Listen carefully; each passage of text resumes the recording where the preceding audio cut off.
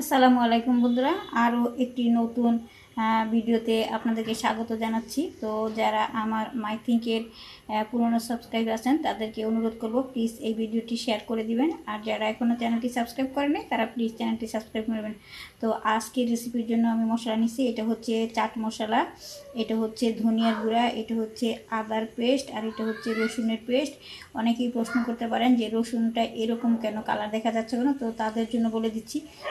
যখন আপনি রসুনটা পেস্ট করবেন তখন যদি সেই রসুনের মধ্যে একটুও খোসা না থাকে, বিশেষ করে ইন্ডিয়ান বা থাইল্যান্ডের যে বড় বড় কোয়া রসুনগুলো, সেই রসুনগুলো আসলে পেস্ট করলে এরকম হয়, যেহেতু এটার মধ্যে শক্ত শক্ত খোসাটা থাকে, তো সেই খোসাটা ফেলে দিতে হয়। তো সেই খোসাটা সম্পূর্ণ খোসাটা ফেলে দিতে হয়। তো সেই রসুনটাই আসলে পেস্ট করলে এইরকম হয়ে যায়।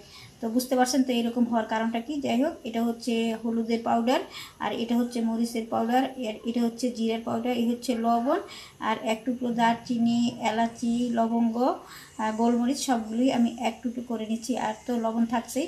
তো এই নিচি আমি আজকে রেসিপিটা করার জন্য মশলা।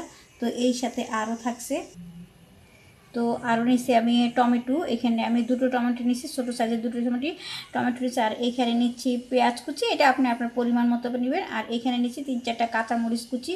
তো এগুলোর সাথে আরও যে মেন জিনিসটা হচ্ছে, সেটা আমি যে নিচ্ছি সেটা এখন আপনাদেরকে দেখিয়ে দিচ্ছি যে আসলে কোন জিনিসটা দিয়ে আমি এই ভাজি রেসিপিটা করতে যাচ্ছি।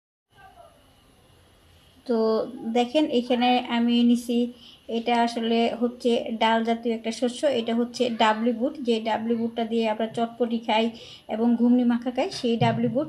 তো এটা হচ্ছে কি একদম কাঁচা সবুজ, এরকম সবুজ এই ডাবলি বুটটা কাঁচা। তো সেই ডাবলি বুটটা দিয়েই আমি আজকের এই ভাজিটা করতেছি। তো এইটার মধ্যে দেখেন একটু একটু সাদা সাদা কিন্তু গাছের মতো হয়ে যাচ্ছে। এই ডাবলিটা আনার পরে একদিন আমি ওয়েট করছিলাম সিদ্ধ করার জন্য, সেই একদিনের মধ্যে এরকম একটু শীত বের হয়ে গেছে। যাই হোক, আজকে মূলত এই ডাবলু ভাজিটাই আপনাদের সাথে শেয়ার করতে যাচ্ছি। তো এটা তো শুধু ভাজি করা যাবে না, এটার জন্য নিছি আলু। এখানে আমি ছোট ছোট কিউব করে আলু নিছি, 2টা ছোট ছোট আলু নিছি। এই ডাবলির সাথে সামঞ্জস্য রেখেই আমি এই আলুটাকে কিউব করে নিছি। তো সেই সাথে নিছি পেঁয়াজ কুচি, এবং এইখানে আমি নিছি ব্রকলি। তো ব্রকলি না থাকলে আপনি ফুলকপিও দিতে পারেন, অসুবিধা নেই, যে কোনো একটা সবজি দিতে পারেন, অসুবিধা নেই। তো এই সবগুলো জিনিস দিয়ে এখন আমি ভাজিটা করে আপনাদেরকে দেখাচ্ছি।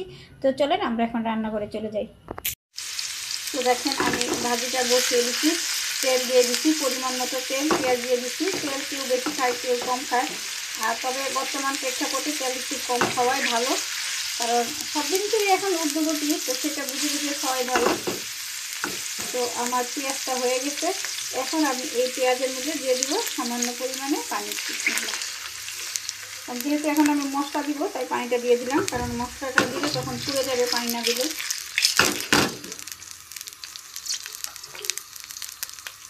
তো দেখেন এবার এই সব মশলা আমি দিয়ে দিচ্ছি। বিসমিল্লাহ।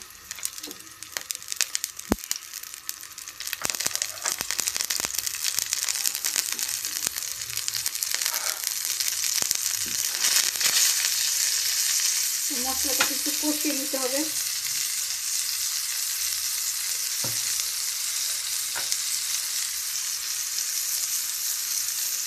এটার মধ্যে লেগে গেছে মশলাটা, ঠিক মতো পড়ছিল না, যেহেতু পানি দিয়ে ধুয়ে দিচ্ছি যাতে সবটা পড়ে যায়। বাস, এবার সব পড়ে গেছে দেখেন। রান্না তো মশলাটাকে একটু কষিয়ে নিতে হবে ভালো করে।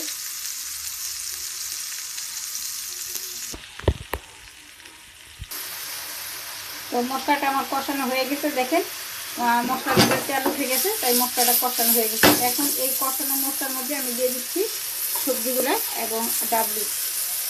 তো যদি আমার ভিডিওটি ভালো লাগে অবশ্যই লাইক কমেন্ট শেয়ার করবেন, আর যারা সাবস্ক্রাইব করতে নিতে তাদেরকে অনেক অনেক ধন্যবাদ।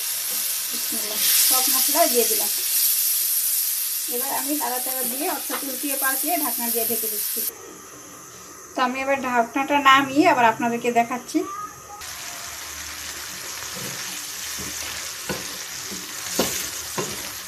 তো এই ডাবলিটা তো সিদ্ধ করাই আছে, তাই না? শুধু আলুটা সিদ্ধ হবে আর ব্রকলি সিদ্ধ হবে, অন্যান্য সবজি ঠিক আছে সেটা সিদ্ধ হবে।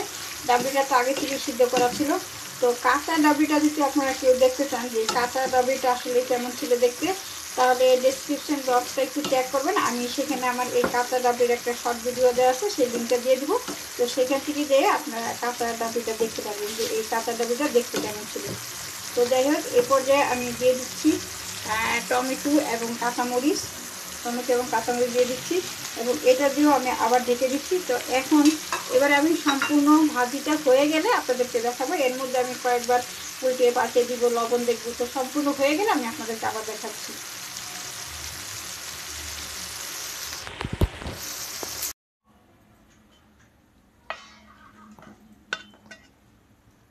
তো হয়ে গেছে আমার ভাজিটা, দেখেন। এই ভাজিটা কিন্তু আলু যেহেতু সাথে আছে, ডাল সব কিছুই আছে ভাজির মধ্যে। এটা কিন্তু আপনি দোসা দিয়ে এবং আলু পরোটা বা রুটি বা এমনি পরোটা, ভাত সব কিছু দিয়ে কিন্তু এই ভাজিটা খাওয়া যাবে। এটা কিন্তু খুব টেস্টি এবং মজার একটা ভাজি। দেখেন হয়ে গেছে, এই দেখেন। তো সবাই ভালো থাকবেন, আল্লাহ হাফেজ।